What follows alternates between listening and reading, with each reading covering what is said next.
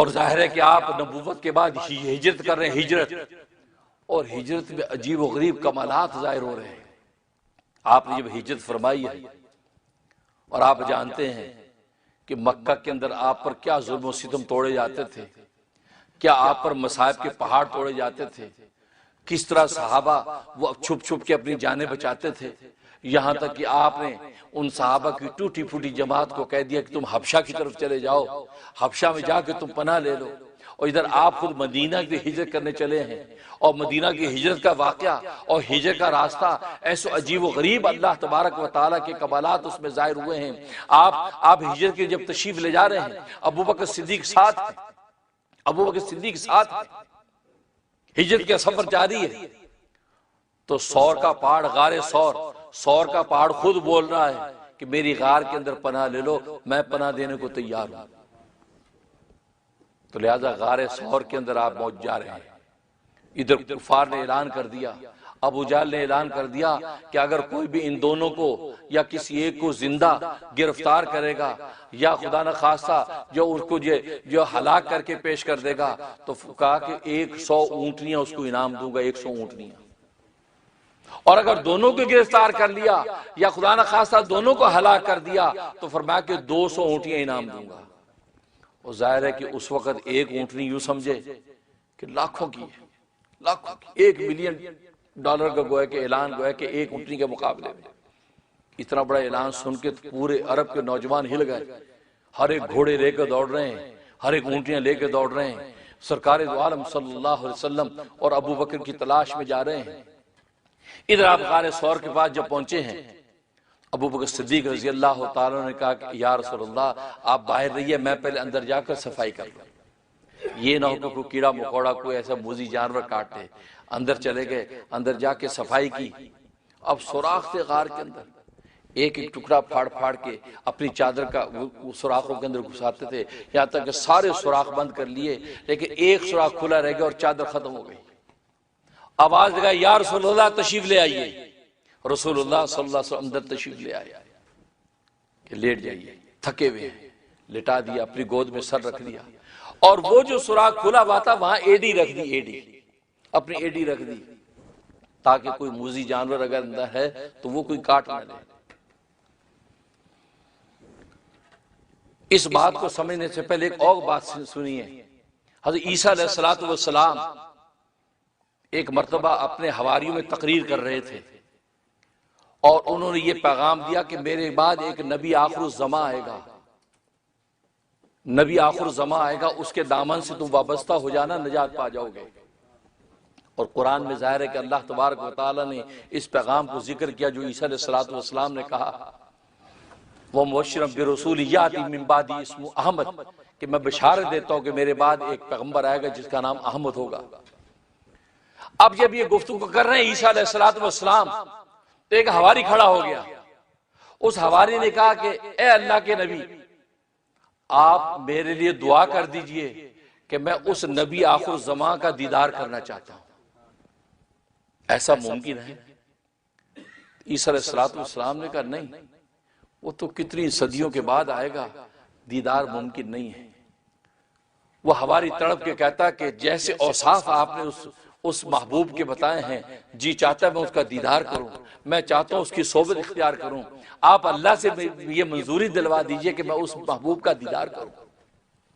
عیسیٰ علیہ السلام خاموش ہوئے، اللہ تبارک و تعالیٰ سے دعا کی، رجوع کیا، تو اللہ تبارک و تعالیٰ نے فرمایا کہ عیسیٰ اس حواری سے کہو اس انسانی حالت میں رہتے ہوئے دیدار ممکن نہیں ہے، اگر تم دیدار کرنا چاہتے ہو تو تمہیں پھر سانپ کی شکل میں متشکل ہونا پڑے گا، اور سانپ کی شکل میں جب متشکل ہو جاؤ گے تو پھر تم محمد مصطفیٰ کا دیدار کر سکتے ہو۔ انسانی حالت میں ممکن نہیں کہ اس انسانی حالت میں رہتے ہوئے اتنی صدیوں تک انسان کیسے زندہ رکھیں، ہماری سنت کے بھی خلاف۔ جب یہ بات کہی اس نے کہا اے اللہ کے نبی میں منظور کرتا ہوں، میں سانپ کی شکل میں متشکل ہونے کو تیار ہوں، لیکن مجھے محمد مصطفیٰ کا دیدار کرنا ہے۔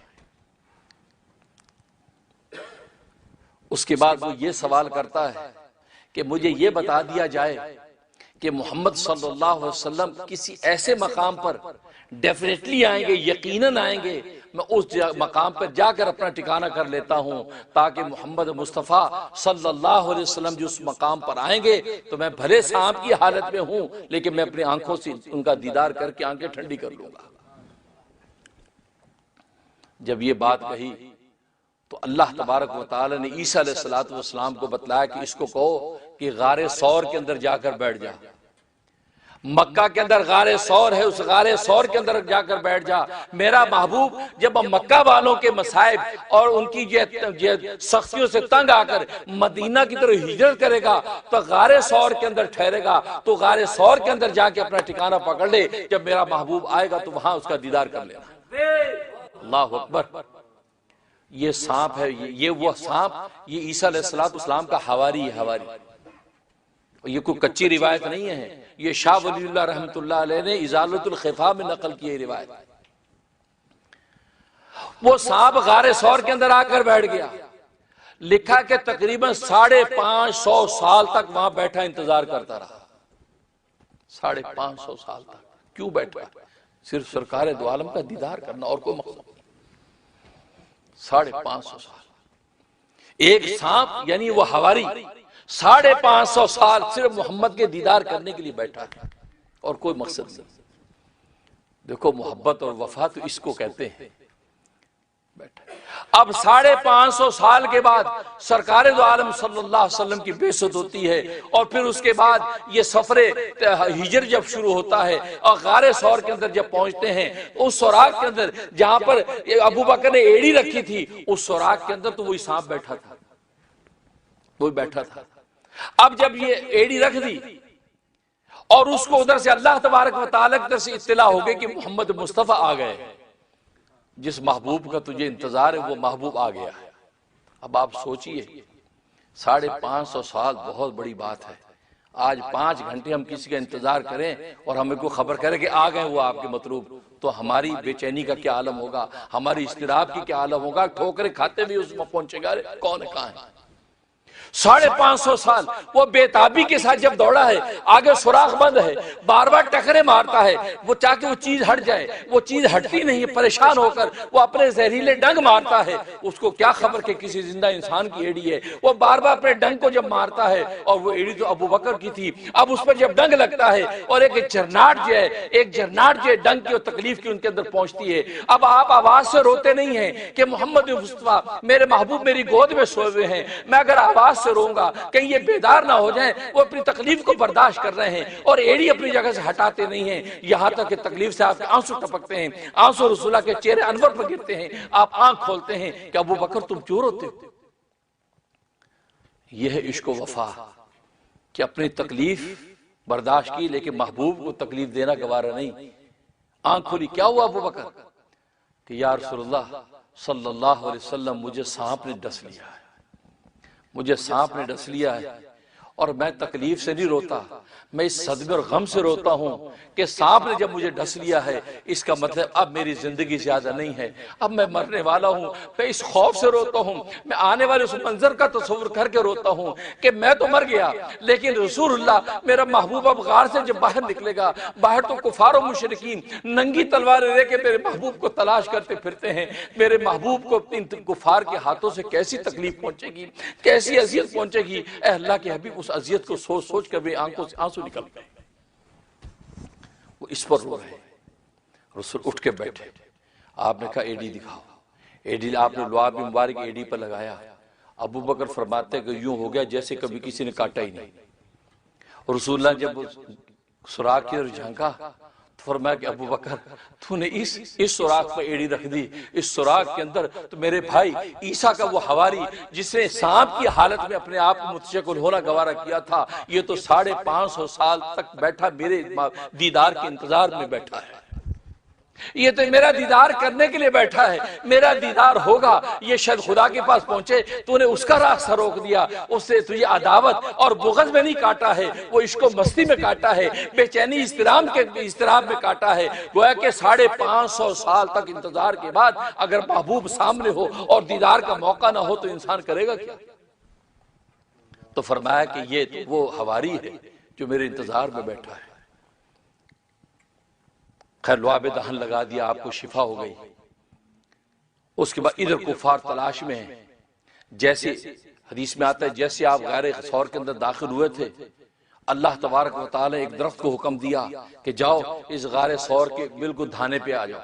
وہ دھانے پہ کھڑا ہو گیا، اور ایک روایت میں آتا ہے خود رسول اللہ صلی اللہ علیہ وسلم جب اندر داخل ہوئے، آپ نے اس درخت کو اشارہ کیا، حکم دیا تم یہاں کھڑے ہو جاؤ۔ وہ درخت وہاں سے آیا اور اس سے پورا دھانے کو ڈھانپ لیا۔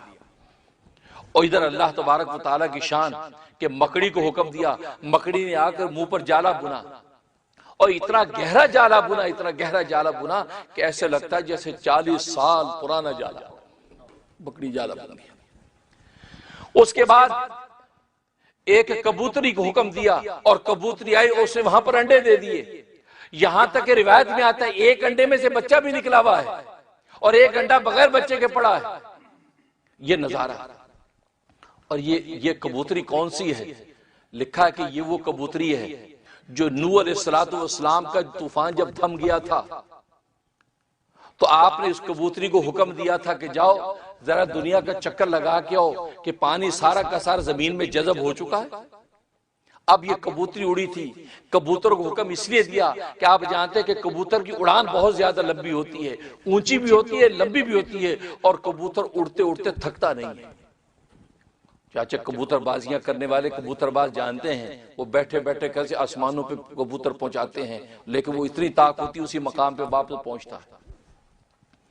اب یہ کبوتری اڑی، اور یہ جس جگہ پر اس وقت بیت اللہ ہے، یہ اس مقام پر جب حرم کے مقام پہ پہنچی ہے، وہاں پر یہ نیچے بیٹھی، اور اس کے بعد اڑی، اور اس جگہ پر سرخ مٹی اس کے پاؤں پہ لگ گئی، اور وہاں سے اڑ کر نوح علیہ السلام کے پاس پہنچی۔ اور جب انہوں نے اس کی حالت کو دیکھا، اس کے پاؤں میں سرخ مٹی جب دیکھی تو سمجھ گیا کہ زمین کے اندر پانی دفن ہو چکا ہے، بس گارا رہ گیا، جو گارا اس کے پاؤں پہ لگ گیا ہے۔ لہٰذا سرخ مٹی اس کے پاؤں پہ لگی، آپ نے اس کو محبت سے لیا، اس کے سر پہ ہاتھ پھیرا، اور کنٹھ مالا جو اس کے گلے میں ڈال دی، امن کا پیغام اس کے گلے میں ڈال دیا، اور دعا کر دی کہ یا اللہ اس کی نسل کے اندر برکت نازل فرما، اور اس کو اپنے گھر کے پاس پڑوس کے اندر آباد کر دے۔ لکھا ہے کہ جو اس وقت کبوتر حرم پاک کے دائیں بائیں جو رہتے ہیں کبوتر، یہ اسی کبوتری کی نسل ہے جو اللہ تبارک و تعالی نے اس کی خدمت کو قبول کر کے وہاں آباد کر دیا۔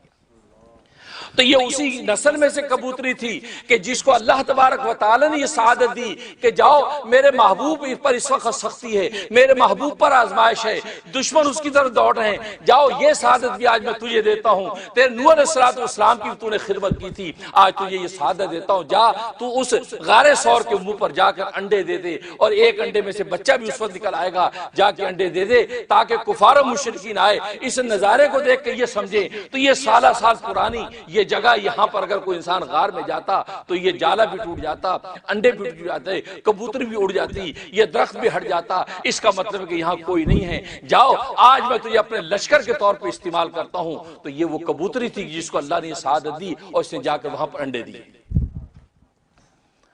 اب وہاں غار تک ابو جہل پہنچ گیا، امیہ بن خلف پہنچ گیا، اور نوجوان پہنچ گئے، اور سب محسوس کر رہے ہیں۔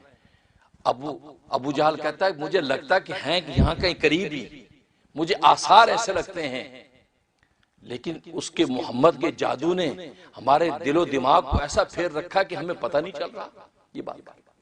اور نیچے ابو بکر اور رسول اللہ صلی اللہ علیہ وسلم ان کی باتیں بھی سن رہے ہیں، باتیں سن رہے ہیں، اور ابو بکر خوفزدہ ہیں کہ اے اللہ کے نبی اگر انہوں نے اپنے پاؤں کی طرف دیکھ لیا تو ہمیں دیکھ لیں گے، کیونکہ بالکل دھانے پہ کھڑے ہو کے بات کر رہے ہیں۔ یہاں تک کہ امیہ بن خلف اس کو پیشاب ہے، اس نے پیشاب کیا، دھانے کے منہ پہ بیٹھا پیشاب کر رہا ہے۔ ابو بکر صدیق رضی اللہ تعالیٰ نے کہا کہ اے اللہ کے رسول پکڑے گئے، لگتا ہے اس نے ہمیں دیکھ لیا ہے۔ آپ فرمایا کہ نہیں ابو بکر اس نے ہمیں دیکھا نہیں ہے، اگر دیکھا ہوتا تو یہ دھانے کی طرف منہ کر کے پیشاب نہ کرتا، یہ اپنی شرمگاہ ہماری طرف نہ کھولتا، اس کا مطلب اس کو ہم نظر نہیں آئے ہیں، اس لیے ہماری طرف منہ کر کے شرمگاہ کھول کے پیشاب کر رہا ہے، اس کو خبر نہیں۔ نوجوانوں نے کہا کہ یہاں اس غار کے اندر دیکھنا چاہیے، تو امیہ بن خلف نے کہا کہ یار کیا بات کرتے ہو، اس کے اوپر جو جالے لگے ہوئے ہیں یہ جالے تو مجھے محمد کی بھی پیدائش سے پہلے کے نظر آ رہے ہیں، اتنے پرانے جالے، بھلے اس کا مطلب ہے کہ اگر اس کے اندر کوئی آدمی ہے تو جالے ٹوٹیں گے، یہ انڈے فنا ہوں گے، اس کا مطلب یہاں نہیں ہے۔ اب ادھر ادھر تلاش کرتے ہوئے یہاں سے رخصت ہو گئے۔ ادھر ابو بکر صدیق رضی اللہ تعالیٰ عنہ پر ایک خوف طاری ہے کہ کہیں پکڑے نہ جائیں، تو رسول اللہ صلی اللہ علیہ وسلم سے کہتے اے اللہ کے حبیب، اگر انہوں نے ہمیں دیکھ لیا تو کیا ہوگا؟ تو رسول اللہ صلی اللہ علیہ وسلم فرمایا کہ ہم غار کے دوسرے دھانے سے نکل جائیں گے۔ تو ابو بکر بڑے حیران ہوئے کہ دوسرا دھانا، اس کو تو ایک ہی منہ ہے، دوسرا دھانا کون سا ہے؟ اور رسول اللہ جب یہ بات کہہ رہے ہیں کہ دوسرا دھانا، تو یہ کوئی بات ہے؟ تو کہتے ہیں کہ حدیث میں آتا ہے کہ غار میں ادھر ادھر دیکھنے لگے ابو بکر، جیسے ابو بکر نے ادھر دیکھا تو غار کے دوسرے دھانے کی طرف وہ ایک دھانا ہے، ادھر سمندر کا کنارہ ہے اور سمندر کے کنارے میں کشتی بھی کھڑی ہے، گویا کہ اشارہ نبی نے کہا اگر انہوں نے ہمیں دیکھ لیا ہم ادھر سے نکل کے اس دھانے میں کشتی پہ بیٹھ کر روانہ ہو جائیں گے۔ یہ اللہ تبارک و تعالیٰ کی قدرت کے عجائبات ہیں کہ ادھر دھانے پر سمندر کے ساتھ جوڑ دیا اس دھانے کو، اور وہاں کشتی موجود ہے اور اس کے ساتھ کشتی موجود تاکہ ادھر سے نکلے اور کشتی پہ سوار ہو جائے۔ ادھر ابو بکر کو پیاس لگی کہ مجھے پیاس لگی ہے، رسول اللہ صلی اللہ علیہ وسلم فرمایا کہ جاؤ ادھر جا کر پانی پی لو۔ تو بڑے حیران ہوئے کہ ادھر پانی کہاں؟ تو جب ادھر آگے بڑے ہیں تو وہاں جنت کے کٹوروں میں پانی موجود ہے۔ اس سفر میں بڑے بڑے عجائبات ہوئے، بڑے عجائب۔ ظاہر ہے کہ یہ سفر ہجرت یہ تو نوال محمد کا سفر تھا، نبی کریم صلی اللہ علیہ وسلم کا ایسا احسان اس کائنات کے اندر، کائنات کے اوپر صاحبان ہونے والا تھا کہ جس کی نظیر قیامت تک پیدا نہیں ہو سکتی۔ ایک ایسی شریعت ملنے والی تھی، ایک ایسی سنت ملنے والی تھی، ایک ایسی معاشرت ملنے والی تھی کہ انسانی ان کو دیکھ دیکھ کر قدم بڑھاتی اگر چلی جائے گی تو زمین پہ چلتے چلتے آسمانوں کی بلندیاں پا جائے گی۔ تو یہ نوال محمد کا وقت تھا، تو یہ سفر ہجرت اس انداز سے کیا ہے۔ اب غار سے جب نکلے ہیں، غار سے نکل کے جب جانے لگے ہیں، ادھر چونکہ تلاش جاری تھی تو سراقہ بن مالک یہ بھی ایک نوجوان تھا مشرکین مکہ میں سے، اس نے دیکھ لیا کہ رسول اللہ کو جب دیکھا اب اس نے اپنی گھوڑی دوڑائی۔ حدیث میں آتا ہے اس نے جب گھوڑی اپنی دوڑائی ہے تو گھوڑی رسول اللہ کے قریب جا کر اوندے منہ گری ہے، اوندے منہ گری، یہاں تک یہ بھی نیچے گرا اور وہ بھی گر گئی، اور جلدی سے پھر بیٹھا اور پھر پیچھے پہ دوڑا اور کہا کہ محمد میں نے تجھے پکڑ لیا ہے، رک جاؤ۔ آواز لگائی سراقہ نے۔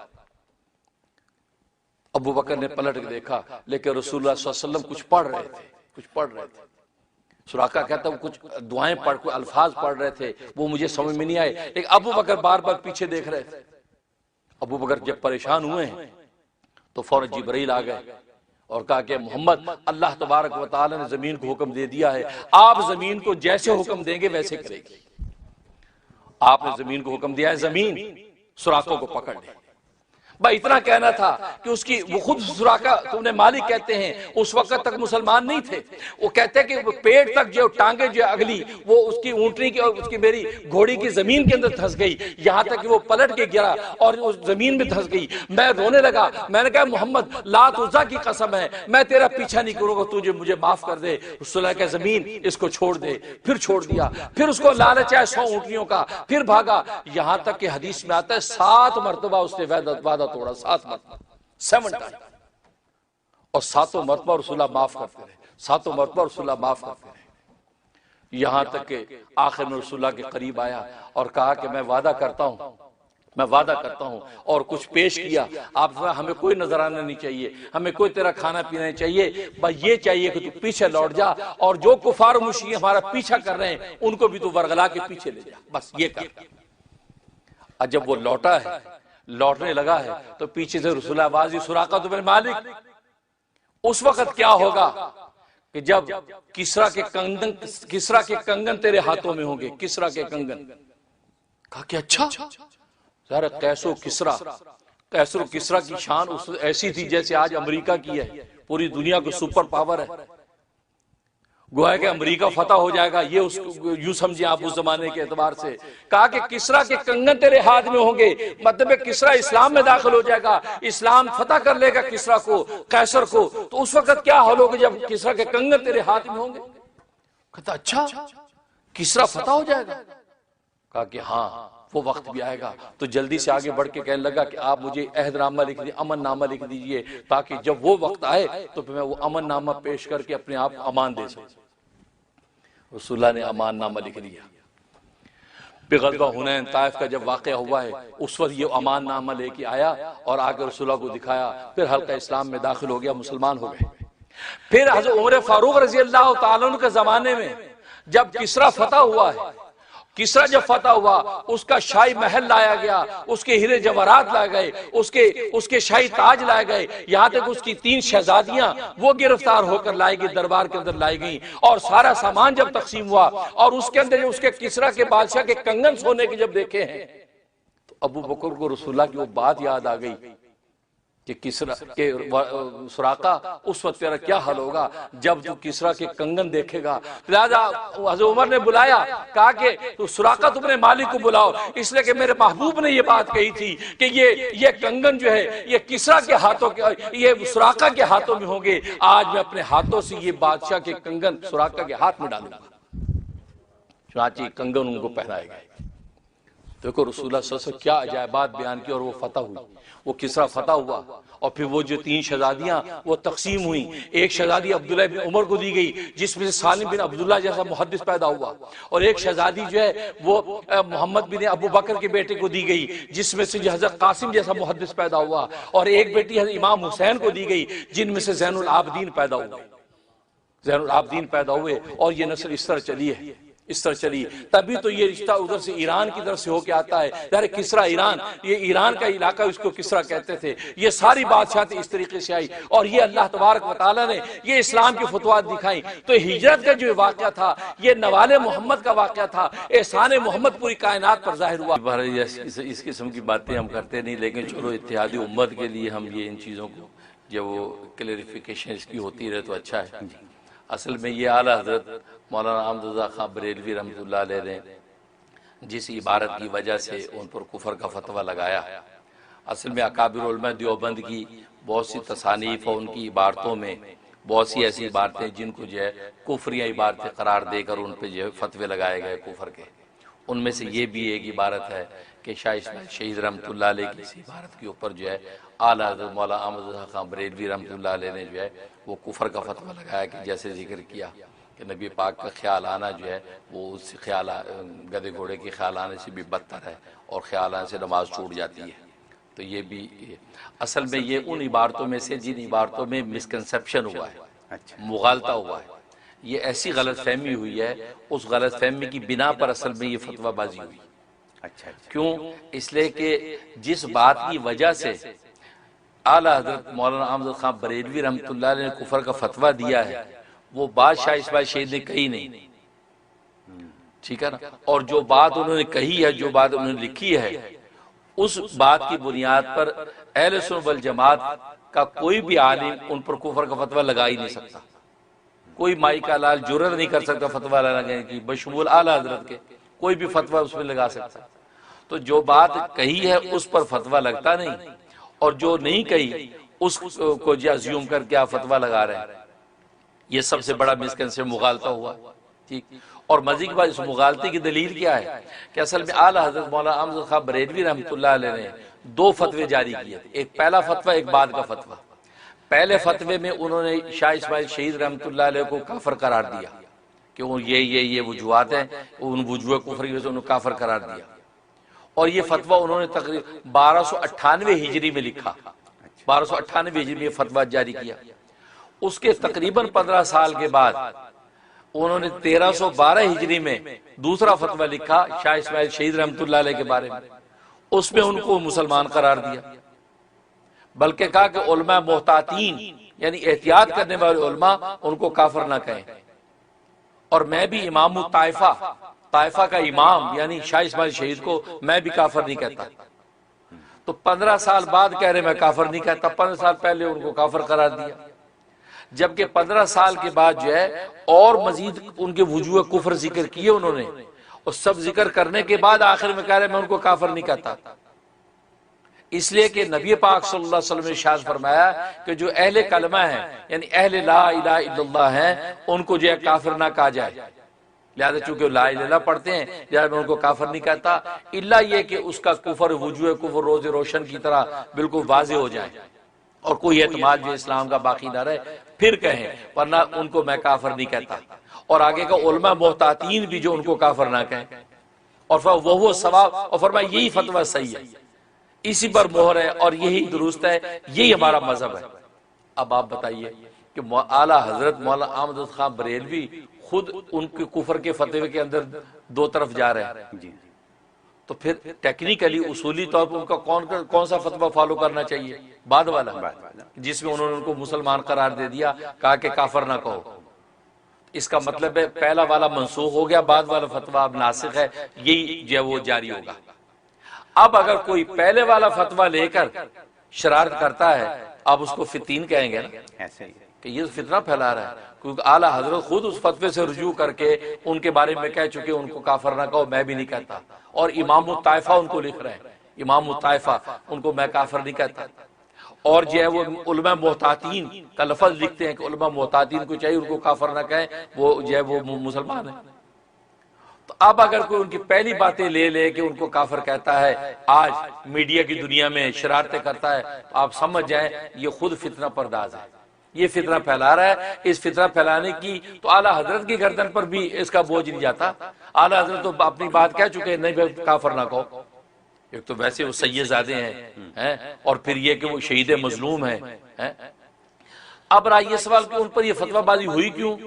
اصل میں میرا جہاں تک احساس و ادراک ہے یہ کہ شاہ اسماعیل شہید رحمۃ اللہ علیہ دراصل یہ انگریز کے خلاف علم جہاد لے کے اٹھے اس دور میں، انگریز کے خلاف، اور پھر بدعت و شرک کے خلاف یہ سرگردہ رہے کہ بدعت و شرک مٹ جائے، کیونکہ ظاہر ہے کہ وہاں ہندوانہ ماحول کلچر تھا، تو بدعت و شرکیات بہت پھیلی، تو ان کے خلاف انہوں نے جو ہے وہ جو ہے کہ علم جہاد اٹھا لیا، ادھر انگریز کے خلاف، ادھر بدعت و شرک کے خلاف، ٹھیک۔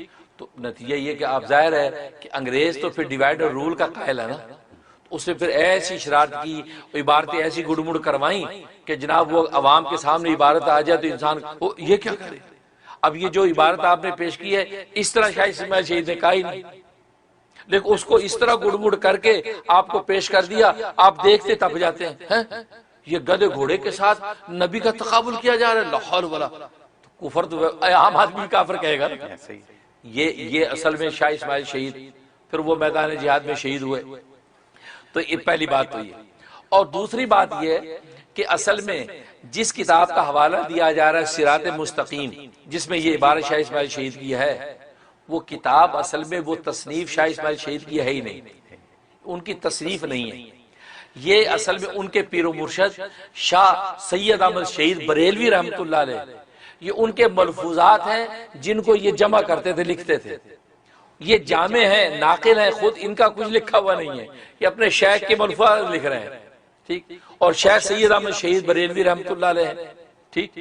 تو اگر کفر کا فتویٰ اس وجہ سے بنتا ہے تو اعلیٰ حضرت کو چاہے تو خود کفر کا فتویٰ سید احمد شہید بریلوی پر لگاتے، ان پہ کیوں نہیں لگا، ٹھیک۔ اور پھر دوسری بات، جب یہ وہ عبارتیں جمع کر رہے ہیں، ان کے ملفوظ جمع کر رہے ہیں، تو جمع کرنے والے دو لوگ ہیں، ایک شاہ اسماعیل شہید ہیں اور دوسرے مجاہد اسلام مولانا عبدالحی رحمۃ اللہ علیہ، جو شاہ عبدالعزیز محدث دہلوی رحمۃ اللہ علیہ کے داماد ہیں، وہ بھی ملفوظات جمع کرتے تھے۔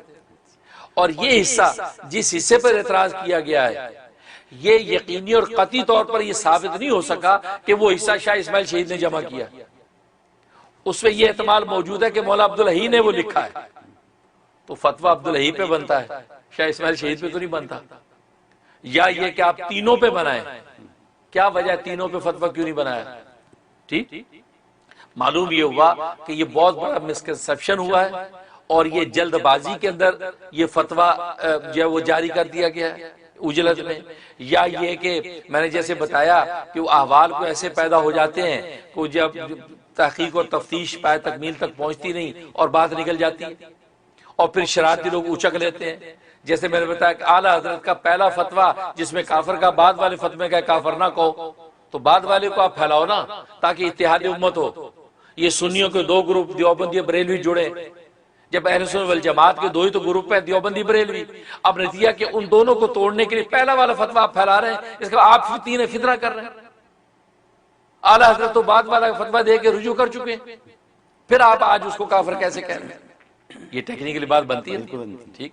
اچھا، اس کے بعد اگلی بات یہ اب یہ کہنا کہ مجھے خیال آنا کہ خیال آنا نبی پاک صلی اللہ علیہ وسلم کا نماز کے اندر نماز ٹوٹ جاتی ہے، یہ بات شاہ اسماعیل شہید کیا کوئی کہہ ہی نہیں سکتا، کیونکہ خیال کا آنے پر تو کسی کا کوئی زور ہی نہیں ہے۔ آپ نماز میں کھڑے کچھ بھی خیال آ سکتا ہے، آپ بریانی کا خیال آ گیا، آپ کو جی اپنی دکان کا خیال آ گیا، کچھ بھی خیال آ سکتا، نبی کا خیال آ گیا، جنت کا خیال، کوئی بھی خیال آ سکتا ہے۔ تو خیال آنے پر نماز ٹوٹے تو پھر تو نماز میرے خیال کسی کی ہوگی ہی نہیں، خیال آنے پہ نماز ٹوٹے تو وہ اتنا بڑا محدث شاہ اسماعیل شہید وہ یہ بات لکھے کہ خیال آنے پہ نماز ٹوٹ جائے گی، تو خیال نبی کا نماز میں خیال نہیں آئے گا تو کہاں آئے گا بھائی؟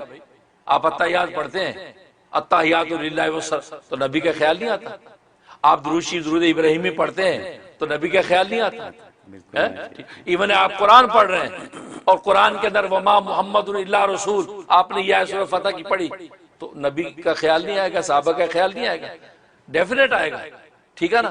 اور ایون ہے کہ اس کے اندر انہوں نے مثال دی بیل اور یہ وہ گدھے کی، بیل کا خیال نہیں آئے گا، بالکل آئے گا۔ آپ نے یار سورہ بقرہ شروع کی، بقرہ بیل گائے ہیں، وہ سورہ بقرہ شروع کی تو بیل کا خیال آئے گا نہیں، گدھے گائے کا خیال آئے گا نہیں، یا اسی طریقے سے گدھے والی آیت آئی، حضرت عزیر کا گدھا جو ہے 100 سال بعد زندہ ہوا، ہمار کا لفظ ہے تو گدھا خیال ہمیں آئے گا کہ نہیں؟ تو جو بھی جانور قرآن میں ذکر ہیں آپ قرآن بھی پڑھیں گے تو ان کا خیال لازمی آئے گا۔ تو خیال آنے پر فتویٰ دینا کہ نماز ٹوٹ جاتی ہے، یہ تو ایک عام ان پڑھ جاہل بھی فتویٰ ایسا نہیں دے سکتا، یہ چاہے کہ شاہ اسماعیل شہیدی فتویٰ دے، کیونکہ خیال تو آنا اس پہ تو کسی کو روک ہی نہیں، لہذا وہ اس پر فتویٰ دے ہی نہیں رہے، بلکہ اسی کتاب میں یہ بات واضح کر رہے ہیں کہ خیال آنا جو ہے وہ مضر نہیں ہے، خیال آنا مضر نہیں ہے۔ یہاں تک انہوں نے فرمایا کسی چیز کا بھی خیال آ گیا، یہاں تک انبیاء کے خیال آ گیا، صلح کا خیال آ گیا، یہاں تک فرمایا کہ کشف ملائکہ ہو گیا، یا ایک نئے عجائب و غرائب مسائل خیال کے اندر اللہ نے ظاہر کر دیے، فرمایا کہ یہ تو فاخرہ خلطوں میں سے ہے، یہ تو خالص نماز پڑھنے والوں کا انعام ہے جو اللہ نماز میں دے رہا ہے ان کو۔ جیسے حضرت عمر رضی اللہ تعالیٰ نماز کی حالت میں اپنے لشکروں کی اور فوجی جو وہ جاری سب بندی کرتے تھے نماز میں، سارے ان کو وہ اللہ کے الہام ہو رہا ہے، اللہ کی طرف سے آ رہے ہیں۔ تو شاہ اسماعیل شہید تو اس میں کہہ رہے ہیں کہ خود جو خیال آ رہے ہیں اور جو اعلیٰ عرفہ خیالات آ رہے ہیں تو یہ تو ان مخلصین کی نمازوں کا تازہ ثمرہ اللہ ان کو دنیا میں دے رہے ہیں، عجائب و غرائب نماز میں ان پر ظاہر کر رہے ہیں۔ ایون اس میں نبی کا خیال آیا، انبیاء کا صلح کا خیال، تو خیال آنے پر تو وہ کوئی قدغن لگا ہی نہیں رہے، وہ تو کہہ رہے کہ خیال آنے میں کوئی مذاکرہ نہیں ہے، اور اچھے خیال آئے تو سبحان اللہ ہے، ٹھیک۔ جو بات کہہ رہے وہ سمجھے، اصل میں بات وہ کہہ رہے، وہ بات جو کہہ رہے وہ اصل میں اہم ہے۔ میں چھوٹی سی مثال میں دیتا ہوں، اگر آپ کو میں کہوں یا کوئی کسی کو کہے کوئی کہ دیکھو یہ تمہارا باپ یہ تمہاری ماں ہے، اس باپ ماں میں سے ایک کو چوز کرو، تو وہ فوراً چوز کر لے گا یا مصیبت میں پڑ جائے گا کہ یار کیا بات کر رہے ہیں، یار باپ کی عظمت، ماں کی محبت، یار کیا کر رہے ہیں، سوچے گا، یہ ہو جائے گا نا، کیونکہ آپ نے دو ایسی چیزیں کھڑی کر دی ہیں کہ آپ نے فیصلہ کرنا مشکل ہو گیا، کبھی آپ اس کو دیکھتے ہیں محبت سے، کبھی اس کو دیکھتے ہیں عظمت، یہ ہو جاتا ہے۔ یا مثلا آپ کو کہا جائے یار آپ مکہ اور مدینہ یہ دو مقدس جگہ ہیں، آپ کو ایک چوز کرنے کی اجازت دی جاتی ہے، آپ کو وہاں سیٹل کر دیں گے، مکہ جانا یا مدینہ۔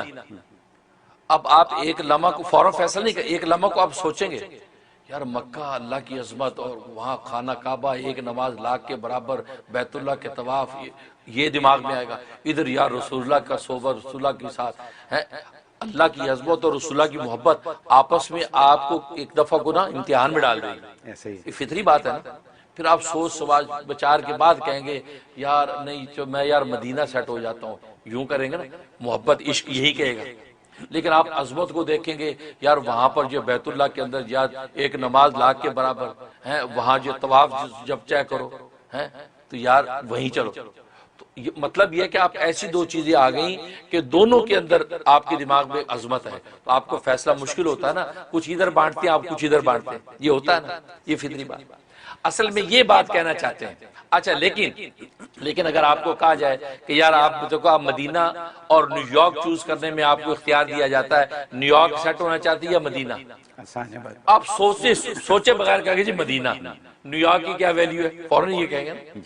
جی آپ جو مکہ چوز کرنا چاہتے ہیں یا جو ہے وہ پیرس، آپ کو یار پیرس چھوڑو مکہ بھائی، اب بغیر سوچے کہیں گے نا، کیونکہ تقابل میں ایک ایسی چیز آ گئی جس کی اس کے سامنے کوئی ویلیو نہیں ہے، لہٰذا اس کو اہمیت نہیں دیتے۔ بالکل اسی طرح رشتوں میں آپ باپ کے سامنے آپ نے کھڑا کر دیا دور کا کوئی رشتہ دار کہ جی باپ کو چوز کر لو یا اپنے یہ پھوپھے کو چوز کر لو، آپ کہیں یار کیا بات کریں، پھوپھا کیا ہوتا ہے، ابا میرا، اماں کو چوز کر لو یا یہ آپ جو اپنی فلاں جو وہ چچی کو چوز کر لو، آپ کہیں نہیں یار چچی ٹھیک ہے اپنی جگہ، نہیں بھائی یہ ہوگا نا۔ تو تقابل جب لیول کے لوگوں کا ہوتا تو آپ امتحان میں پڑ جاتے ہیں، لیکن تقابل ایسا اوپر نیچے کا تو آپ فوراً فیصلہ کر لیتے ہیں، یہ ہوتا ہے نا۔ بس یہ بات اصل میں وہ کہنا چاہتے ہیں، وہ ہوا یہ، وہ اصل میں ایک ایسا باب ذکر کر رہے ہیں کہ نماز کی حالت میں وسوسے جو آتے ہیں نا، ان وسوسوں کی وجہ سے نماز خراب ہو جاتی ہے، اور اس لیول کی نماز نہیں ہوتی کہ جو لیول نبی نے ہمیں بتایا۔ وہ کیا حدیث جبریل میں کہ جب پوچھا مل احسان، احسان کسے کہتے ہیں، تو نبی نے کہا ان تعبد اللہ کانک تراہ، تو اللہ کی عبادت اس طرح کر گویا کہ اللہ کو دیکھ رہا ہے، یعنی اللہ کو مشاہدے میں لیا، اس طرح عبادت کر، یہ لیول ہو عبادت کا۔ فَإِن لَمْ تَكُنْ تَرَاهُ، اگر یہ لیول تیرا نہیں تو فَإِنَّهُ يَرَاكَ، اس تصور کے ساتھ تو عبادت کر کہ اللہ تجھے دیکھ رہا ہے، تو مشاہدہ یا مراقبہ کے مقام میں جا کے عبادت کر، عبادت یہ خالص عبادت ہوگی نا جاندار۔ تو شاہ اسماعیل شہید رحمۃ اللہ علیہ اصل میں جو ملفوظ نقل کر رہے ہیں سید احمد شہید کا، اس میں اصل میں یہ بتانا چاہتے ہیں کہ اس لیول کی نماز جو ایسی ہو کہ جیسے اللہ کا مشاہدہ ہو رہا ہے اور عبادت کر رہا ہے، تو وہ اس وقت ہوگی کہ جب اس نماز کے تصور کے اندر آپ اللہ کے علاوہ غیر میں کسی کا تصور نہ باندھیں، کوئی چیز آپ کے تصور میں نہ آئے، کیوں کہ دیکھو اللہ کے اب کمتر لیول کی اگر کوئی چیز آئے گی تو اس میں تو آپ کا تصور ٹوٹے گا نہیں نا، ٹھیک ہے نا۔ جیسے ایک بادشاہ کے پاس آپ کیا بادشاہ سے بات کر رہے ہیں، بادشاہ سے بات کر رہے ہیں، درباری بھی پھر رہے ہیں، کوئی ٹیبل صاف کرنے والا آ گیا، پھول رکھنے والا آ گیا، لیکن آپ ڈسٹریکٹ بھی ہوتے، آپ بادشاہ سے بات کرتے ہو، بادشاہ کا لیول اتنا ہے ان کے آنے کی پرواہ نہیں کر رہے، آپ بات کر رہے ہیں، لیکن اسی دوران میں ملکہ بھی آ گئی مثلا یا وزیر اعظم آ گیا، تو آپ ایک دفعہ کو تو ڈسٹریکٹ ہو کے تھوڑی سی ادھر بھی توجہ کریں کیونکہ وہ کا بھی لیول ہے، آپ ان سے بھی بات کرتے کرتے ادھر بھی دیکھیں گے پھر بات کریں گے، یہ ہوتا ہے نا۔ بالکل اسی طریقے سے کہا کہ بادشاہوں کے بادشاہ کے سامنے جب آپ مشاہدے کا تصور لے کے جب کھڑے ہیں تو اگر اس میں گدھے گھوڑے کا خیال آ جائے گا نا تو آپ کو کوئی فرق نہیں پڑے گا، آپ کا گدھے گھوڑے کی کیا ویلیو بھی جہاں میں ہوں، آپ ادھر توجہ بھی نہیں کریں گے، اور آپ بالکل پوری توحید خالص کے ساتھ اللہ کی عبادت کرتے رہیں گے نا۔ لیکن اسی دوران میں آپ نے اپنی توجہ جو ہے وہ نبی پاک صلی اللہ علیہ وسلم کی طرف موڑ دی اور ان کو بھی آپ تصور میں لے کے آ گئے، تو وہ ایک لیول کی شخصیت ہے نا۔ جب وہ آپ کے سامنے تصور میں آئے گی تو اللہ کی طرف جو توجہ اس پہ خلل آئے گا کہ نہیں آئے گا؟ آپ چونکہ آپ نبی کو بھی عزت اور تعظیم دے رہے ہیں نا، تو آپ ادھر بھی متوجہ ہو جائیں گے، ادھر بھی متوجہ ہو جائیں گے۔ تو عبادت جو ہے، نماز یہ ہے جو جس کے اندر کسی قسم کا دوسرے کا خیال نہیں ہونا چاہیے، خالص تعظیم فی العبادت جو ہے خالص اللہ کے ساتھ ہونی چاہیے، اس میں خلل آ جائے گا نا، کیونکہ شخصیت ایسی آ گئی سامنے۔ یہ شاہ اسماعیل شہید کہتے ہیں کہ نبی کا خیال لاؤ گے تو عبادت آپ کی خلل میں آ جائے گی، کیونکہ نبی کا لیول بھی اتنا اونچا ہے کہ آپ فوراً ادھر ڈسٹریکٹ ہوں گے، اب ان کو بھی احترام دیں گے، اور عبادت کے وقت میں آپ عبادت کے وقت میں اللہ کے غیر کو بھی جب احترام دیتے ہیں یہ شرک بن جاتا ہے، اور شرک بننے کے نتیجے میں نماز ٹوٹ جائے گی آپ، کیونکہ عبادت کے اندر تعظیم تو سوائے اللہ کے کسی اور کی نہیں ہے۔ نبی کی محبت اپنی جگہ پر ہے، لیکن ان کے خیال آنے سے کیا ہوگا، وہ ایک خالص جو تصور اللہ کی طرف توحید کا اس میں خلل آئے گا، کیونکہ آپ نبی کو بھی تو عزت دیتے ہیں نا، لیکن اس کے علاوہ کسی چیز کا خیال آئے گا اس کی آپ ویلیو نہیں سمجھتے، آپ متوجہ اللہ کی طرف رہیں گے۔ یہ بات کہنا چاہتے ہیں کہ نبی کا خیال، اور اس کے لفظ کیا لائے، صرف ہمت، وہ لائے صرف ہمت، اور صرف ہمت اصل میں تصوف کی ایک اصطلاح ہے۔ صرف ہمت کا مطلب یہ ہے، اس کو شغل رابطہ بھی کہتے ہیں، شغل برزخ بھی کہتے ہیں۔ اس کا مطلب یہ کہ مرید جو ہے اپنے پیر و مرشد کا ایسا تصور باندھ لے کہ وہ مشاہدے میں اس کو اپنا پیر و مرشد ہی نظر آئے اور کوئی نظر ہی نہ آئے۔ یہ سب تو فرمایا یہ صرف ہمت جو ہے یہ اس کی صرف اللہ کی طرف رہنی چاہیے. اگر اس نے اللہ کے غیر یعنی ایسا غیر کہ جس کی بھی عظمت آپ کے دماغ میں رہتی ہے یعنی نبی پاک صلی اللہ علیہ وسلم کی طرف آپ نے صرف ہمت کر دی اور ان کو بھی اسی طریقے سے آپ مشاہدے میں لے آئے تو اللہ کی عبادت میں جو توحید اور تعظیم خالص ہونی چاہیے اس میں خلل آ جائے گا, کیونکہ آپ ادھر بھی تو متوجہ ہوں گے نا.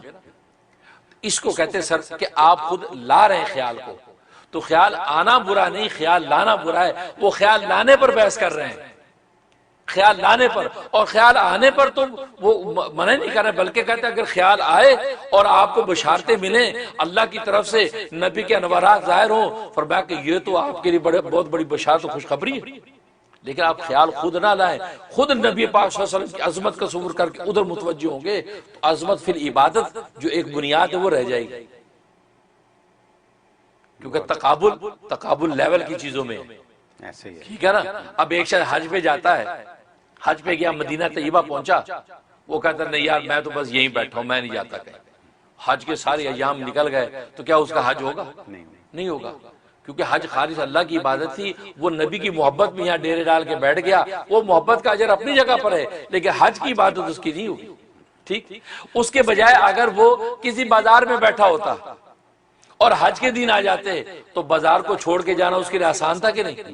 بہت آسان ہو گیا, یار بازار کی کیا حیثیت ہے, چلو یار مینا چلو, عرفہ چلو, ٹھیک یہ کہے گا. لیکن نبی کے دربار میں بیٹھا ہے تو کیونکہ نبی کی بڑی عظمت ہے تو وہ سوچتا ہے یار اسی ڈیرے پہ پڑے رہو, سب کچھ ملنا تو یہی ہے, تو چھوڑو یار حج. تو یہ کر سکتا ہے نا, تو کیونکہ لیول تو حضرت تو نبی کی تعظیم بتا رہے ہیں, آپ اس کو توہین بنا رہے ہیں. یہ آپ کو مغالطہ لگا ہے یا آپ نے اپنی جو پتہ نہیں کیا اسباب تھے, سرکمسٹینسز تھے کہ آپ نے اس کو توہین پہ مبذول کر دیا.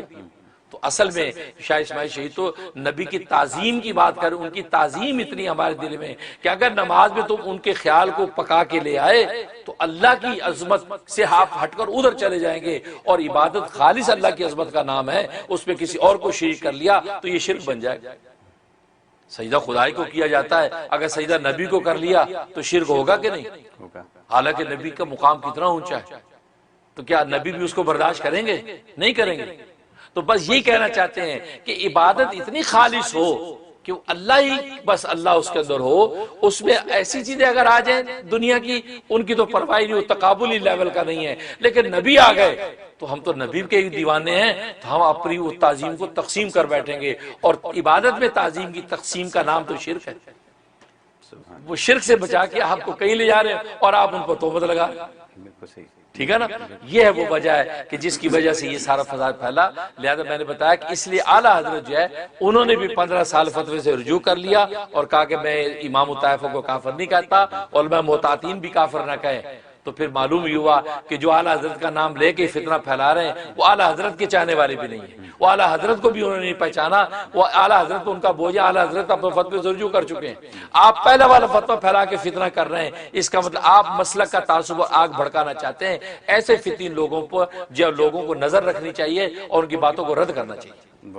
بہت حضرت یہ لیکچر جو ہے نا یہ اسٹوڈنٹس کے لیے تو کریڈٹس ہے, ٹھیک ہے, یہ کریڈٹس ہیں مفت میں رحم ٹی وی پہ کشکول معرفت, ٹھیک ہے. اور یہ جو لیکچر ہیں یہ آپ عالم دین تو ہیں ہی لیکن آپ پروفیسر عالم دین ہیں, ٹھیک ہے. تو یہ بھی آپ کا ساتھ ہونا چاہیے, پروفیسر بھی ہیں آپ, مطلب یہ ایسا ہی ہے, یہ کوئی معمولی بات نہیں ہے. جو آپ نے مثالیں دے دی ہیں, جیسے آپ نے سمجھا دیا ہے, جو الفاظ آپ نے چوائس آف ورڈز آپ نے یوز کی ہے, مطلب یہ ہر ایک کو سمجھ آ گئی. اور اس میں ایک بہت بڑا سبق ہے نماز پڑھنے کا طریقہ جو ہر ایک کے لیے لازم ہے جاننا, ٹھیک ہے. وہ آپ نے آج تمام دنیا کے مسلمانوں کو یہ بتا دیا کہ نماز کیسے پڑھنی چاہیے اور کیا ہونا چاہیے, کیا تصور جائز ہے, کیا ناجائز ہے, اور کیا صحیح ہے. بالکل. تو یہ تو مطلب یہ تو اس پہ تو بات تو بہت ہو سکتی ہے, لیکن آپ نے تو ساری باتیں کر دی ماشاء اللہ. شکر الحمدللہ کہ میں بھی یہاں بیٹھا ہوں, سننے والے بھی ہیں, تو بہت خوب. awesome. I must say this. Awesome. Very nice. Thank you very much. کہ بھی حضرت جو ہے خضر یا حضرت خضر جو علیہ السلام کے بارے میں جو آپ نے سوال کیا ہے, تو کہ وہ نبی پاک صلی اللہ علیہ وسلم کے زمانے میں ہوتے تو پھر ان کے پاس آتے وغیرہ. تو پہلی بات تو یہ ہے کہ نبی کریم صلی اللہ علیہ وسلم کے زمانے میں حضرت خضر علیہ السلام جو ہے کہ ان کا زندہ ہونا یا ان کا جو وفات پا جانا تو ویسے اختلافی ہو گیا جی کیونکہ اکثر علماء اور محقق صوفیہ کی رائے یہ ہے کہ وہ زندہ ہے اور محدثین کی رائے یہ ہے کہ وہ وفات پا چکے ہیں. ٹھیک ہے نا. تو نبی کے زمانے میں تو ان کی حیات و ممات ویسے اختلافی ہے جی لیکن حضرت موسیٰ علیہ السلام کے زمانے میں تو ان کی حیات یقینی قطعیت سے ثابت ہے نا. قرآن بھی بتا رہا ہے ان کے زمانے سے زندہ ثابت ہے. تو وقت کے نبی جلیل القدر نبی حضرت موسیٰ علیہ السلام ہیں. ٹھیک ہے نا. تو موسیٰ علیہ السلام کا تو ان کے پاس جانا ثابت ہو رہا ہے لیکن حضرت خضر کا جو ہے حضرت موسیٰ کے پاس جانا کہاں ثابت ہوا کبھی. ٹھیک ہے. وقت کے نبی تھے تو حضرت خضر کو بھی ان کے پاس جانا چاہیے تھا. کبھی کوئی واقعہ ایسا ہوتا چلو ایک دفعہ حضرت موسیٰ آ کے مل لیے تو بعد میں کبھی کوئی ایسا واقعہ ضرور ملتا کہ وہ ملنے گئے کیونکہ ان کے زمانے میں تو زندہ ہونا یقینی ہے نا. تو کیوں نہیں گئے حضرت موسیٰ کے پاس. پھر یہ کہ حضرت موسیٰ بھی وقت کے پیغمبر تھے ان کے اوپر بھی احوال آئے. فرعون کا پورا زمانہ گزرا بنی اسرائیل پر احوال آئے پھر یہ کہ اس کے بعد عمالقہ کے ساتھ جہاد ہوئے تو کسی جگہ بھی حضرت خضر کا وہاں نصرت کے لیے جانا ثابت نہیں ہوا. آخر حق والوں کی تائید تو کرنی چاہیے تھی نا تو حضرت خضر ان کے پاس جاتے. تو ان کا نہ جانا کیا ان کی موت پر دلیل ہے؟ موت پر دلیل نہیں ہے کیونکہ ان کی حیات تو قطعیت سے ثابت ہو گئی ہے. تو حضرت موسیٰ کے ان کا نہ جانا ان کی خدمت میں نہ جانا یا ان کی نصرت کے لیے وہاں تشریف نہ لے جانا یہ ان کی موت پہ آپ دلیل نہیں بنا سکتے کیونکہ قطعیت سے ان کی حیات ثابت ہے دونوں کی ملاقات ہوئی ہے. تو معلوم ہے کہ وہ کس کی خدمت میں نہ جانا کو آپ موت پر دلیل نہیں بنا سکتے. اگر بناتے تو پھر حضرت موسیٰ علیہ السلام کے زمانے کا جواب کیا ہے؟ ٹھیک ہے نا. ہاں البتہ یہ ہوا کہ حضرت موسیٰ علیہ السلام کے زمانے میں جو آپ گئے نہیں دوبارہ ملنے کیونکہ جب اتنا بڑا تشریح نبی وہ آپ کے پاس آیا ہے تو بعد میں جانا ویسی بنتا ہے. آدمی کہتا ہے چلو اب میں ملنے چلا جاتا ہوں یار اتنا بڑا بنی اسرائیل کا جو ہے پیغمبر آیا میں جا کے مل لوں. جانا چاہیے تھا نا کیوں نہیں گئے. اس کا مطلب ہوا کہ حضرت خضر علیہ السلام کے خاص احوال ہیں خاص مسئلے ہیں جس کے تحت اللہ تبارک و تعالیٰ ان کو لے کے چل رہے ہیں. خاص احوال ہیں ورنہ عام احوال کے تحت ہوتے تو حضرت موسیٰ کے ساتھ بعد میں کئی ملاقاتیں ہوتی بلکہ عمالقہ کے ساتھ جہاد میں بھی شریک ہوتے فرعون کے ساتھ جو کچھ ہو رہا اس میں بھی آپ ان کی نصرت کرتے لیکن وہ نہیں گئے. اس کا مطلب ہے کہ اللہ تبارک و تعالیٰ نے ان کو اپنے خاص مسئلے اور احوال کے تحت لے کے چل رہے ہیں. جیسے اللہ تبارک و تعالیٰ کی سنتیں ہیں ہر ایک کو اپنے اپنے طریقے سے لے کے چلتے اور باقی وہ بات اپنی جگہ کہ اکثر علماء اور محقق صوفیہ کی رائے یہی ہے کہ انہوں نے چونکہ آب حیات چشمہ حیات جو تھا اس میں سے آب حیات پی رکھا ہے جس کی تلاش کے لیے ذوالقرنین بادشاہ نکلا تھا کہ جس نے پرانی کتابوں میں یہ پڑھا تھا کہ ایک چشمہ حیات ہے اس طرف اس چشمہ حیات کی تلاش میں وہ نکلے. کوہ کاف کا جو علاقہ ہے اس کوہ کاف کی طرف لکھا جاتا ہے کہ ادھر وہ چشمہ حیات تھا تو وہاں وہ نکلے جو آج کے لیے رشیا وغیرہ کے ایریے علاقے بنتے ہیں تو وہ وہاں تک پہنچا لیکن وہ چشمہ حیات حضرت خضر علیہ السلام کو مل گیا. انہوں نے پیا غسل بھی کیا وضو کیا 2 رکعت نماز شکرانے کی بھی ادا کی. اللہ نے وہ حیات کی دور ان کو عطا کر دی لیکن حضرت ذوالقرنین نہیں پہنچ سکے. وہ ایک لمبا قصہ اس میں نہیں جاتا لیکن یہ کہ مفسرین نے تفسیر مزری وغیرہ تفصیل سے لکھا ہے. تو خیر تو یہ تو اگر یہ ہے کہ ان کا نہ خدمت میں جانا موت پر دلیل ہے تو پھر حضرت موسیٰ علیہ السلام کی خدمت میں بھی دوبارہ یہ نہیں گیا تو پھر آپ اس کو یہ کہیں کہ وفات ہو گئی. صحیح بات ہے بالکل بہت لاجیکل ایک بات. اور دوسری بات یہ ہے کہ نبی کریم صلی اللہ علیہ وسلم کی خدمت میں نہیں ہے ایمان لاتے تو ایمان لانے کے لیے خدمت میں آنا تو ضروری نہیں ہے. ماشاءاللہ بالکل. حضرت اویس کرنی بھی تو ایمان لائے حضور علیہ السلام کی خدمت میں نہیں آئے نہیں ہے بلکہ نبی علیہ السلام نے تو ان کے لیے بشارتیں دی. تو ایمان لانے کے لیے خدمت میں آنا ضروری نہیں ہے. میں اور آپ بھی ایمان لا چکے ہیں نبی کریم صلی اللہ علیہ وسلم پر ہم بھی ان کی خدمت میں نہیں گئے. ایمان لانے کے لیے ضروری نہیں ہے ٹھیک. اور دوسری بات ہے کہ نصرت نہیں کی تو نصرت کا مطلب آپ نے جو سمجھا ہے آپ نے اس کے مطلب کو محدود کر دیا ہے کہ فتح ہی ہونی چاہیے. نصرت کا مطلب فتح ہی ہو اگر یہ آپ نے مانا اگر یہی کرنا ہے کہ نصرت کا مطلب فتح ہی فتح بس اور کچھ دوسرا آپشن ہی نہیں، تو پھر آپ جو ہے قرآن کریم کی اس آیت کا کیا جواب دیں گے کہ وَتِلْكَ الْأَيَّامُ نُدَاوِلُهَا بَيْنَ النَّاسِ، ہم نے فتح شکست کو لوگوں میں تقسیم کر رکھا، کبھی ان کو فتح دے دی کبھی ان کو فتح دے دی. تو یہ ان صحابہ کے بارے میں نبی نے کہا کہ یہ اوپر نیچے ہم کرتے رہتے دنوں. ٹھیک، بدر میں ان کو فتح ہوگی شکست، احد میں ان کو شکست ہو گئی، تو تلک الایام نداولها بین الناس. تو پھر اس کا کیا مطلب ہوا؟ اگر نصرت کا معنی فتح ہی میں محصور ہے تو پھر اس کا آیت کا کیا مطلب ہوا؟ ٹھیک. اور پھر دوسری بات یہ ہے کہ آپ نے جو ہے کہا کہ نصرت کا مطلب فتح ہی ہے، تو پھر یہ وعدہ لَتُؤْمِنُنَّ بِهِ وَلَا تَنْصُرُنَّ کہ یہ انبیاء کو یہ جمع کر ان کو نصرت کا وعدہ کیا ہے، تو یہ نصرت کا وعدہ خود اللہ نے بھی کر رکھا ہے. خود اللہ نے کہا کہ اِنَّا لَنَنْصُرُ رُسُلَنَا وَالَّذِينَ آمَنُوا کہ ہم جو ہے اپنے رسولوں کی نصرت کرتے ہیں اور ایمان والوں کی نصرت کرتے ہیں. تو نصرت کا معنی فتح ہی ہے، تو اللہ نے پھر احد میں فتح کیوں نہیں دلائی؟ فتح شکست میں کیوں بدلی؟ اس کا مطلب نصرت کا مطلب جو آپ بنا کے بیٹھ گئے ہیں کہ یہ فتح ہی ہونی چاہیے تھی اور یہ خضر آتے اور فتح دلاتے، تو یہ آپ نے اصل میں یہ یہاں مسٹیک کی ہے، یہاں آپ کو مغالطہ لگ گیا. ورنہ پھر آپ اس کا جواب دیں اِنَّا لَنَنْصُرُ رُسُلَنَا وَالَّذِينَ آمَنُوا، اللہ کہہ رہے کہ ہم نصرت کرتے ہیں. وہ نصرت کا لفظ وہاں بھی اللہ نے کہا، تو اللہ نے پھر احد میں فتح کو شکست میں کیوں بدلنے دیا؟ اپنا وعدہ نصرت پورا کیوں نہیں کیا؟ لیکن ہم کہیں گے نہیں، اللہ کا وعدہ نصرت اللہ نے پورا کیا ہے، لیکن اللہ کی نصرت کے رنگ الگ الگ ہیں. کل یوم ہوا فی شان، اللہ ہر دن اپنے الگ رنگ میں ہے. کبھی شکست کو بھی فتح کی پیش خیمہ بناتے ہیں، کبھی فتح کو شکست کا پیش خیمہ بنا دیتے ہیں. حنین کے اندر فتح ہی فتح نظر آ رہی تھی، شروع میں صحابہ 12,000 کا لشکر چھوڑیں گے نہیں کسی کو. اللہ نے ایک دفعہ بگدڑ ایسی بچھا دی کہ وہ جناب سب کو خدا یاد آیا، تو پھر اس کے اندر اس کو پھر اللہ نے اس کو نصرت میں بدلا. تو اللہ کے رنگ ہیں. اس لیے آپ کا یہ کہنا کہ خضر کیوں نہیں ہے نصرت کرنے، تو پہلی بات یہ کہ نصرت کے اپنے اپنے رنگ ہیں. اللہ جس انداز سے اپنی نصرت کر رہے ہیں، تو ہو سکتا ہے خضر علیہ السلام بھی اپنے انداز سے جن پابندیوں کے تحت اللہ ان کو لے کے چل رہے ہیں. کیونکہ یہ بات تو سب طے ہے نا کہ خضر علیہ السلام کے احوال جو ہیں وہ عجیب و غریب ہیں. یہ تو مانتے ہیں نا، وہ میڈیا اسکالر بھی یقیناً مانتے ہوں گے کہ یار ایسا بنتا روح زمین پہ کہ وقت کے جلیل القدر کلیم اللہ کو بھیجا، اس سے قسم فیض کرو، اس سے قسم علم کرو.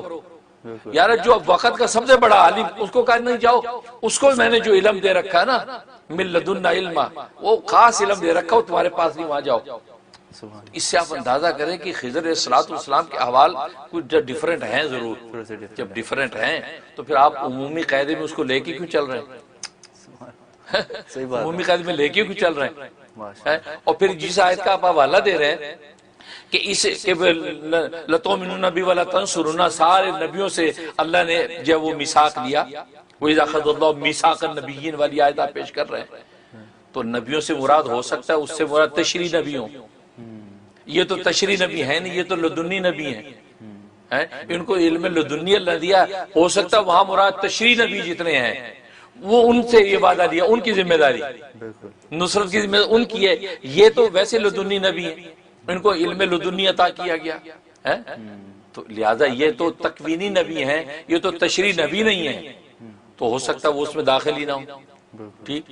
اور دوسری بات یہ ہے کہ دیکھو یاد رکھو، دنیا میں کوئی قاعدہ کلیہ نہیں ہوتا. کیونکہ اصل میں یہاں ایک اور دھوکہ لگتا ہے، محدثین بھی یہ حدیث کو پیش کرتے ہیں. وہ کہتے ہیں کہ نبی کریم صلی اللہ علیہ وسلم نے ارشاد فرمایا کہ اس وقت روح زمین پہ جو لوگ موجود ہیں وہ اب سے 100 سال کے اندر سارے فوت ہو جائیں گے. عرض کا لفظ بیان کیا، علی العرض، کہ روح زمین پر جو اس وقت موجود ہیں وہ 100 سال میں فوت ہو جائیں گے. تو یہ بھی دلیل پیش کی جاتی ہے محدثین کی طرف سے کہ لہٰذا حضرت خضر علیہ السلام زندہ ہوتے وہ بھی فوت ہو چکی، زندہ نہیں، کیونکہ نبی نے کہہ دیا نا. ٹھیک. اس کا جواب محققین صوفیہ اور محققین علماء کیا دیتے ہیں؟ وہ یہ کہتے ہیں یہ عرض کا لفظ بیان کیا ہے.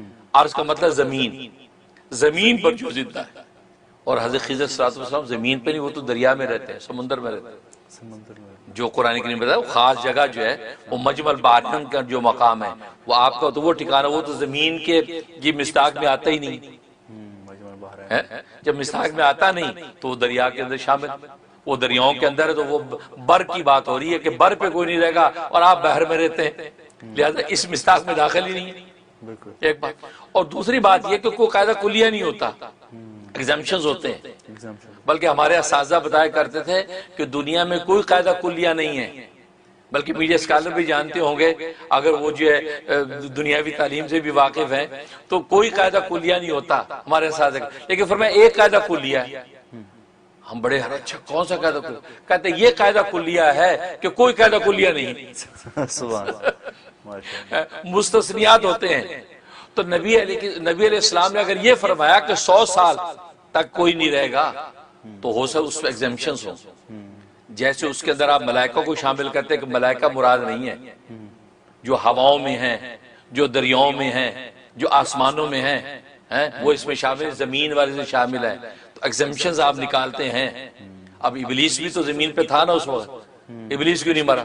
بالکل آپ کہیں کہ نہیں وہ تو ایگزمپشن ہے، مستثنا ہے، تو حدیث تو جنت نظر آ رہی ہے، اس کا مطلب ہے کہ مستثنیات آپ بھی مان رہے ہیں، اس کے اندر نہ ملائکوں کو شامل کر رہے ہیں جو اس وقت زمین پہ ملائکہ ہوں، نہ آپ اس میں ابلیس شیاطین کو شامل کر رہے ہیں، نہ بہت سے جنات کو شامل کر رہے ہیں، جو جنات بہت سے خود نبی کریم صلی اللہ علیہ وسلم کے زمانے سے آج بھی جو وہ بہت سے اولیاء کاملین کو ملے۔ شاہ ولی اللہ رحمۃ اللہ علیہ کے والد کی ملاقات جس جن سے ہوئی، جس کی عمر جو ہے پتہ نہیں کتنے 100 سال تھی، تو معلوم ہے کہ آپ خود استثناء کے قائل ہیں بہت سی اس کے لیے، تو حضرت خضر علیہ السلام کی مستثنا ہوں تو اس میں کیا برائی؟ ٹھیک ہے نا؟ تو لہذا ان دلیلوں سے وہ یہ ثابت نہیں ہو سکتا کہ وہ جو ہے خضر علیہ السلام فوت ہو چکے ہیں، آپ کی وفات پر یہ دلیل نہیں ہو سکتی۔ باقی آپ نے اگر ایک موقف اختیار کیا ہے تو کوئی بات نہیں، آپ اس پہ دلیل دینے کا آپ کو حق ہے، لیکن اس کے جوابات موجود ہیں، اور میں نے بتایا اکثر علماء اور محقق صوفیہ کی رائے یہی ہے، اور پوری دلیل کے ساتھ یہ رائے ہے۔ اور پھر دوسری بات، حضرت خضر علیہ السلام کی ملاقاتیں، ان کا دیدار، ان کی صحبتیں آج تک امت کے اندر عملی تواتر کے ساتھ ثابت ہے، عملی تواتر کا ثابت ہے۔ تو بھائی اتنے عملی تواتر کے ساتھ ایک چیز ثابت ہے تو آپ انکار کیسے کر سکتے ہیں؟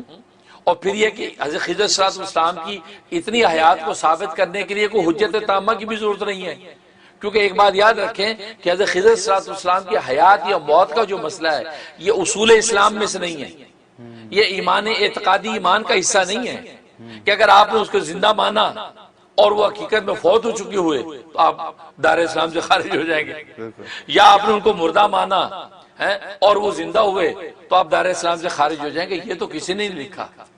ہاں ایک چیز ہے بس یہ کہ وہ دلائل جو ہے وہ قطعیہ وہ اگر سپورٹ کر رہے ہیں تو آپ اس کو مان لیں، ٹھیک ہے نا؟ لیکن آپ اس کو اتنا مسئلہ نہ بنا کہ نہیں ان کو مردہ ہی ثابت کرنا ہے تاکہ ایمانیات ختم نہ ہو جائے۔ نہیں بھائی، آپ جس دلیل پہ آپ دلیل پہ رہیں، ٹھیک ہے جی، آپ نہیں مانتے تو نہ مانیں، لیکن ماننے والے مان رہے ہیں، ان کو آپ غلط کہنے کا آپ کو حق نہیں ہے کہ نہیں غلط کہتے ہیں، تو یہ بات یہ زیادتی ہے، کیونکہ میں نے بتایا یہ اعتقادیات کا حصہ نہیں ہے، ایمانیات کا حصہ نہیں کہ ہم ان کو زندہ ماننے لازمی، لیکن چونکہ میں نے بتایا تواتر عملی ایسا ہے اور پھر دلائل شریعہ خود متوجہ ہیں، تو اس وجہ سے جو ہے آپ ان کو جو ہے وہ زندہ مانتے ہیں۔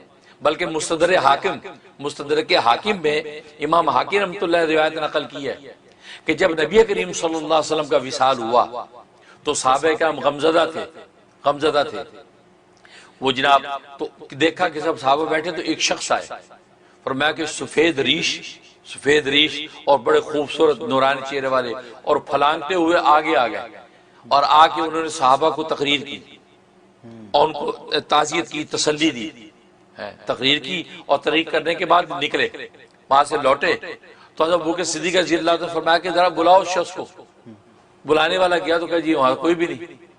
حضرت ابوبکر نے فرمایا کہ یہ حضرت خضر تھے جو تعزیت کرنے آئے اور ہمیں تسلی دینے آئے تھے۔ تو حضرت علی نے فرمایا کہ بجا فرمایا وہ حضرت خضر تھے جو ہمیں تسلی دینے آئے تھے۔ اب بتاؤ حضور کی وفات کے بعد وہ زندہ آ کے تعزیت کر رہے ہیں، اور مسند حاکم یہ روایت نقل کر رہا ہے۔ مسند حاکم نے وہ صحیح روایتیں نقل کی ہیں کہ جو امام بخاری نے جمع نہیں کی، مسلم نے جمع نہیں کی، انہوں نے پھر جب مسند حاکم کے اندر وہ صحیح روایت جمع کی۔ تو بھائی آپ کا زندہ ہونا یوں ثابت ہو رہا ہے، ٹھیک. اور باقی یہ کہ نبی پاک صلی اللہ علیہ وسلم کے زمانے میں ان کے پاس نہیں آئے, ان کے آنے کی اصول و آداب کیوں کہ وہ تو اللہ کو خبر ہے نا. جیسے میں نے کہا نا حضرت موسیٰ کے زمانے میں نہیں آئے, لیکن ان کی اپنی مصلحتیں ہیں, ان کو اللہ جس طرح لے کے چل رہا ہے, آپ کو کیا آنے میں اس کا نظر آنا کون سا ضروری ہے؟ کیونکہ آپ کو اللہ نے یہ موقع دیا ہے کہ آپ نظروں سے غائب ہو جاتے ہیں, نظروں سے نظر بھی آنے لگتے ہیں, ساری قوتیں اللہ نے ان کو دی ہیں. بلکہ یہ لکھا ہے اور صحیح سند کے ساتھ یہ واقعہ موجود ہے کہ عمر بن عبدالعزیز جن کو جو ہے وہ مجدد کہا گیا ہے یا خلیفہ راشد مانا ہے, وہ ایک مرتبہ ایک شخص کے ہاتھ سے سہارا لگا کے چل رہے تھے. ہاں, تو ایک رباح ابن عبید جو ہیں وہ انہوں نے دیکھ رہے تھے کہ یار یہ کچھ صاحب ہیں ان کے ساتھ سہارا لگا کے چل رہے ہیں. تو جب کافی آگے چلے گئے اس کے بعد وہ صاحب غائب ہو گئے. تو یہ رباح بن عبید ملے, کہا کہ حضرت وہ آپ کے ساتھ کون صاحب تھے؟ فرمایا تم نے دیکھا ان کو, تمہیں نظر آیا؟ ہاں جی میں نے دیکھا, وہ آپ کو سہارا لگا کے. کہتے تم اس کا مطلب نیک آدمی ہو, کیونکہ اس لیے کہ وہ صاحب تمہیں اگر نظر آ گئے تم اس کا مطلب نیک آدمی ہو. کہتے کیا مطلب؟ کہا وہ حضرت خضر تھے اور مجھے کہہ رہے تھے کہ تمہیں خلافت ملے گی اور تم عدل و انصاف سے حکومت کرو گے. تو مجھے خلافت کی بشارت دے گا اور عدل و انصاف کی جو ہے گویا کہ وہ بشارت دے گے کہ تیرے ہاتھ سے عدل و انصاف جاری ہوگا. اور وہی ہوا کہ کل کو بات درست ہوئی کہ آپ خلیفہ بھی بنے اور عدل و انصاف ایسا کہ آپ کو خلیفہ راشد مانا گیا. اب بتاؤ حضرت خضر صلی اللہ علیہ وسلم عمر بن عبدالعزیز کے ساتھ, تو کسی پر ظاہر ہو رہے کسی پہ نہیں, اور وہ خود کہہ رہے تجھ پر ظاہر ہو گئے, اس کا مطلب تو نیک آدمی ہو. تو اللہ نے ان کو یہ قوت دے رکھی ہے اس انداز سے. لہذا یہ کہنا کہ جب وہ نبی پاک کی خدمت میں, آپ کو کیا خبر کتنا نبی پاک صلی اللہ علیہ وسلم کی خدمت میں کون کون کس وقت آیا, اور یہ اللہ تبارک و تعالیٰ کی مصلحتیں ہیں کہ اس کو کس انداز سے ڈھانپا ہے, کس انداز سے ظاہر کیا. لہذا اس طرح کے یہ اعتراض کرنا یہ بالکل یہ زیادتی ہے. ہاں ٹھیک ہے, آپ اگر محدثین کے موقف کے مطابق آپ اپنے موقف کو لے کے چل رہے ہیں, لیکن دوسرے موقف کو بالکل بھی آپ ملیہ میٹ کرنے کی کوشش نہ کریں, ادھر بھی دلائل قویہ موجود ہے. ٹھیک ہے نا, اور محدثین کے جتنے دلائل ہر دلیل کا جواب موجود ہے, اور عملی تواتر جو ہے یہ سب سے بڑی دلیل ہے واضح طور پہ کہ. اور پھر یہ علامہ نووی, علامہ ابن حجر اسقلانی جیسے بڑے بڑے محدثین نے اس بات کو مانا ہے کہ اتنے تواتر کے ساتھ آپ کے حیات ثابت ہے کہ اس کا انکار ممکن نہیں ہے, انکار ممکن نہیں. اور پھر دوسری بات یہ جو انہوں نے کہا کہ خضر ہے لفظ, خضر بھی ہے, بھی اور ہی کا فرق ہے بھائی, بھی ہے کیونکہ آپ کو عربی الفاظ کے تو لغتوں کے تو فرق ہوتے ہیں. ٹھیک ہے, خضر بھی ہے اور خضر بھی ہے اور خضر بھی ہے, ضاد کے اوپر جزم, ضاد پر زبر, تو لہٰذا یہ ساری لغتیں استعمال ہوتی ہیں. اب یہ کہنا کہ نہیں خضر ہے یہ اور یہ خضر نہیں ہے, تو یہ کہہ کے تو آپ وہ کہتے ہیں نا وہ کلمۃ حق, حضرت علی فرماتے تھے رضی اللہ تعالیٰ عنہ, کلمۃ حق ارید بالباطل, بات صحیح کہہ رہا ہے لیکن نیت خراب ہے. آپ یہ شاید یہ کہہ کے یہ تاثر دے رہے ہیں اپنے چاہنے والوں کو کہ یار مولوی آج تک دیکھو یہ نام بھی غلط بتاتے رہے تمہیں, یہی آئے گا نا. ان کا چاہنے والے سوچے گا یار آج سانو دسیا انہیں, آج سانو پتہ لگے ایک لفظ خضر ہے گا, اے مولوی ایڈے جاہل انہوں نے نہیں پتا لفظ خضر ہے گا, خضر یا خضر نہیں ہے. تو یہ آپ یہ بدریت ہے.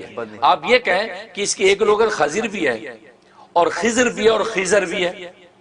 مصباح اللغات, فیض اللغات وغیرہ اٹھا کے دیکھ لیں, ساری لغتیں انہوں نے نقل کی. اس لیے بھائی یہ ایسی, کیوں اللہ ہمارے دلوں کو دیکھتا ہے. زبان سے جو نکلتا ہے خدا کی نگاہ دل پہ ہوتی ہے, کس نیت سے آپ بول رہے ہیں.